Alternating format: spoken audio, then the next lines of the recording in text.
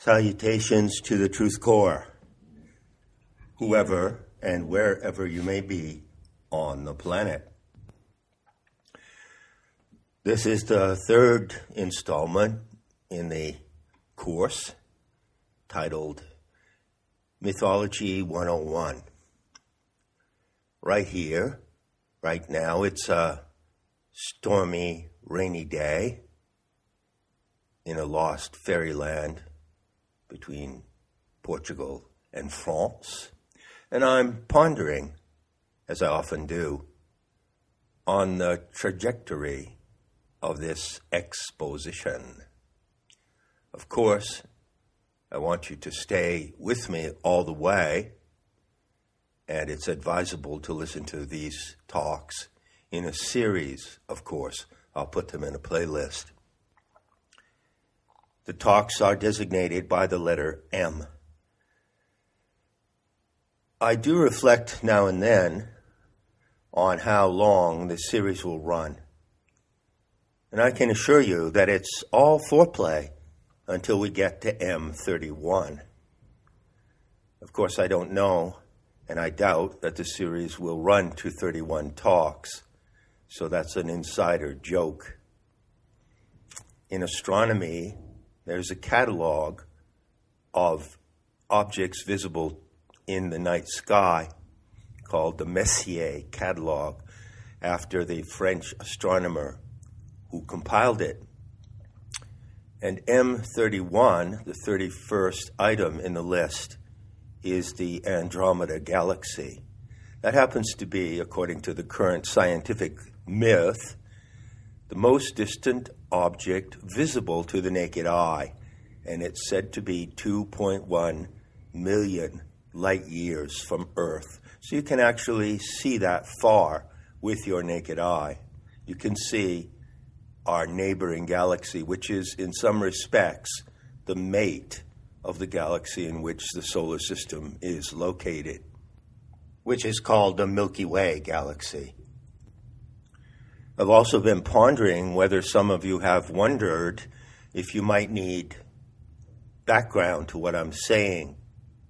And of course, well, there is considerable background. It would probably take you 2 solid years of listening and reading to catch up with what I've said so far on this topic of the Sophianic myth versus the Semitic myth. But you're not required to do that, not at all. There's a saying in planetary tantra, take it from the top. So visualize yourself with me, of course, in the mythologist studio. And you can picture the studio as beautifully situated at the top of a mountain from which we command the entire landscape in all directions. The landscape of mythic narratives produced by the human species in order to describe to itself its origin and purpose. Yes, I do talk a lot, and I've written a lot, but you need not be concerned with that because we have this unique view now. In the instance in which I can provide some background here and there, for instance, to previous talks or to key writings that might be helpful, I will indicate them in that unit on Nematta entitled JLL Riffs. So there you will find images, citations, references to books, but minimally just what might be helpful if you choose to go and look at it, but you're not required to do so. Now, as I'm sitting here listening to the wind buffet at the window, it might be a good moment for me to state out front exactly what my ultimate intention is here. Well, it so happens that my intention is exactly the same as the intention stated by Klaus Schwab of the IMF, the International Monetary Fund. you may know that recently, very recently, Schwab released a book called The Great Reset, and the IMF has released a manifesto on the reset with a video explaining exactly what they intend to do. There are many intentions in this manifesto, and you can read them all as threats. But those threats have yet to be accomplished. Threats are merely threats. The moment comes when a bully who's making threats has to back it up. And we'll see what happens. We're at the point now of seeing what happens as Klaus Schwab and his gang of transhumanist psychopaths try to implement their threats. And as they're doing so, I'm making a counter move. That's what this talk is all about, this series. You'll find, if you follow events on the internet, that there's increasing talk about the so-called Great Reset. It might amuse you to know that I myself introduced that meme of reset, and I developed it intensively over years, specifically between March 2011, time of the Fukushima event, and March 2014. I dedicated 3 solid years to something like 140 talks and considerable text on the subject of reset. But I was talking about a different reset, the reset of the divine experiment of the Aeon Sophia. And that theme is, of course, part of the Sophianic myth, which comes from the Aryan Caucasian races. The Sophianic myth of the mysteries and the Gnostics, as they were called, although that's not what they called themselves, is the product of the religious imagination of a certain people. So it has a particular authorship, which is the Aryan races, or the white races, which are now the minority on the planet, globally speaking. So yeah, I did that. I developed this concept of reset. It's an essential factor in planetary tantra.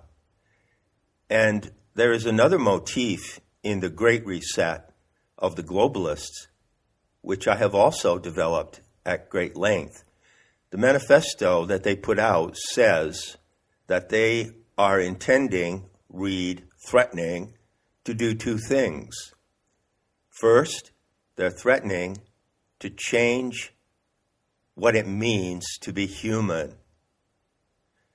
And second, they're threatening to organize all affairs of human life at every level using IT, informational technology. You know what that is. And I intend also to address those 2 issues.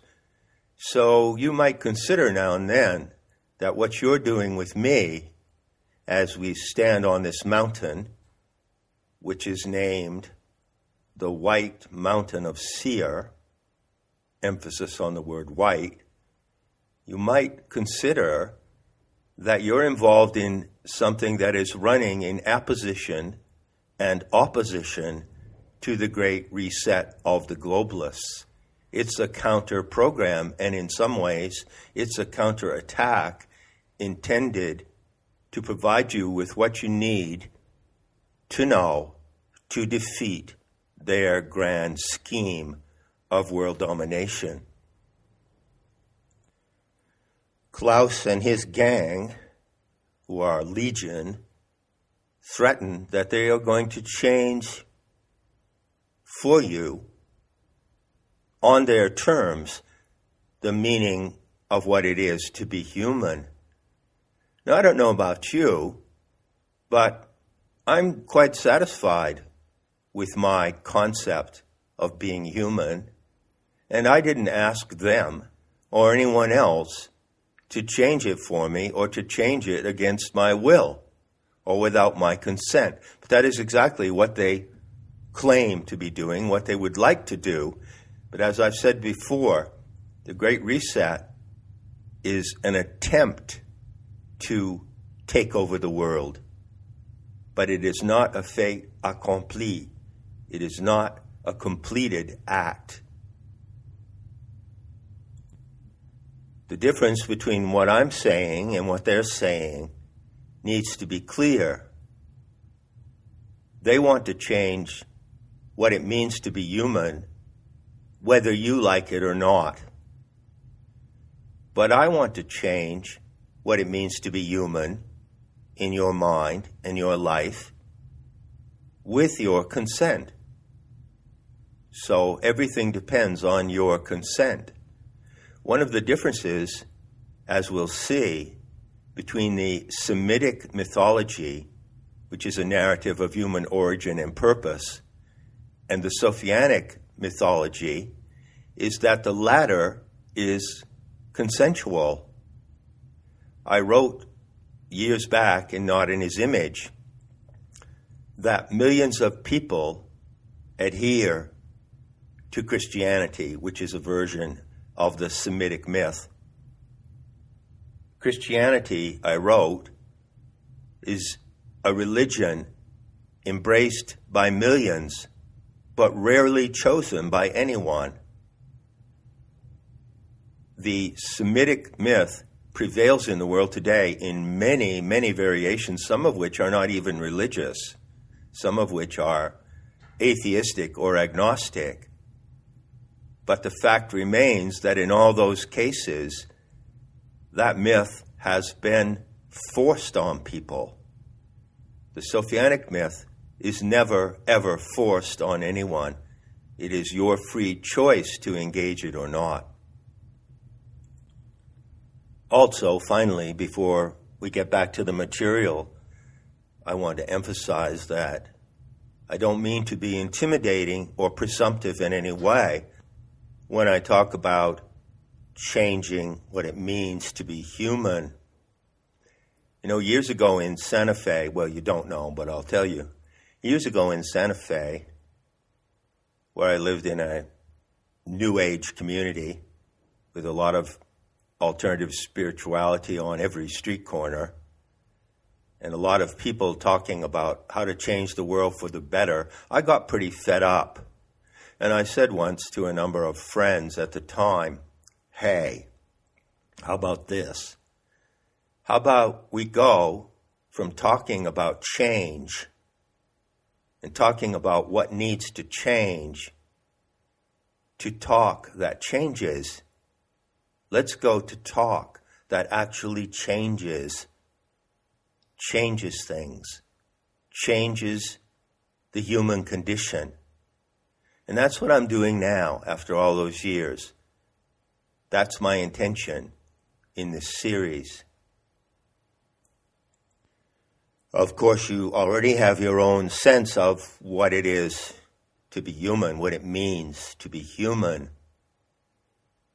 And the best that I can do is enhance that in some way, or perhaps broaden and deepen your sense of being human, and then you can take it from there. So all that said, let's return to the two files. I'm proceeding slowly here, remember, it's all Foreplay, 2M31. So, even before we open these files,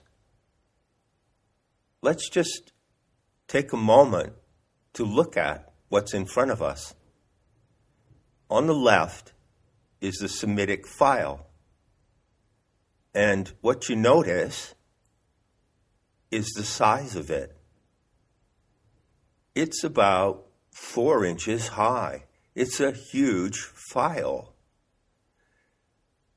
Now, look to the right, and I do emphasize right, and on that side of the table is the file titled Sophianic. And it's really small. It's about 1/4 of an inch thick. Why would that be so? Why would there be so much material in the Semitic file and so little in the Sophianic file on the right, on your right hand? Well, the answer to that question will reveal itself as we proceed. Now look again at the labels on these files. Remember that considering the mythology of all races, I read the contents of the 12 volumes, and each of the volumes was named according to a race. So, the file on the left is named according to a race. But remember that there are several names on the cover of that file. It's more specific than just one race. As a matter of fact, there's something misleading about the title in the first place. There's something about the title, Semitic, that could really throw you off. How so? Well, Semitic does not designate a race. Did you know that? It designates a linguistic group. And that linguistic group specifically, in terms of current life on Earth, consists of 3 languages: Arabic, Hebrew, and Aramaic. So as a matter of fact, what we're going to be looking at is a narrative that has come into the world and a vast amount of material to support that narrative, which has appeared uniquely in those 3 languages, Hebrew, Arabic, and Aramaic. So right off the top, even before opening the file, it's advisable to be aware that there is something misleading in that designation, Semitic. For instance, one often hears the word anti-Semitic, and to be accused of being anti-Semitic is a serious matter in our time. But literally, it means that you would be in some way against those languages or against the people who speak those 3 languages. Well, that's a bit odd. Why would you be against anyone based on the language that they speak? It's as if I said that I was anti-Portuguese because I'm against the Portuguese language. You see, there's a deceit in the word Semitic. And in order to get around that, you find other titles on the cover of the file on the left. A breakdown that brings us closer to the source materials and defines them more precisely.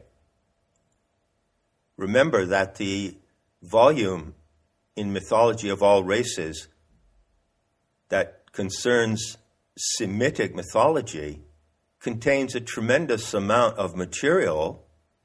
I read the table of contents, and it doesn't specify significantly, it doesn't specify a particular strain of material, which is the biblical mythology, the Hebrew biblical mythology. So Hebrew is the key word here. And what is Hebrew? Well, that is a racial designation. So the Hebrew people are a particular ethnic group, a small ethnic group or strain among what is known as the Semitic peoples of ancient times. And of all of those peoples who produce myths like the Epic of Gilgamesh and the Descent of Ishtar, of all of those peoples in the ancient past, only the Hebrews survive today. That being so, bear in mind that when we open this file, which is 4 inches thick, there's actually another file within it. We're going to concentrate on that other file, which is the Hebrew biblical myth. And we're not going to look at the other vast range of myths that are designated as Semitic. Turn your attention just for a moment to the file on the right. Now, that is designated Sophianic, which is not a race. In this case, two titles are required. Aryan Caucasian, that is to say, the racial origin, the designation of the people who produced this myth. Then Sophianic as the title of the myth, and more specifically, Gnostic.